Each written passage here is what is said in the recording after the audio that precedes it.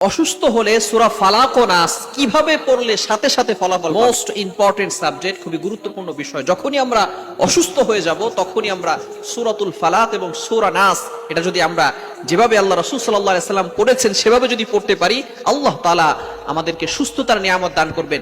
আপনি আমল করেই বুঝতে পারবেন এবং ফলাফল আপনি নিজ চোখে দেখতে পারবেন।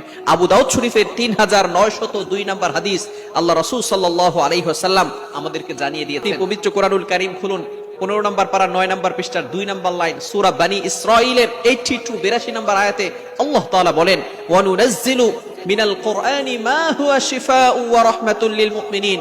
আমি আল্লাহ তাআলা মুমিনদের উপরে এই কোরআনটা রহমত স্বরূপ, শেফা স্বরূপ নাজিল করেছি। বলেন সুবহানাল্লাহ।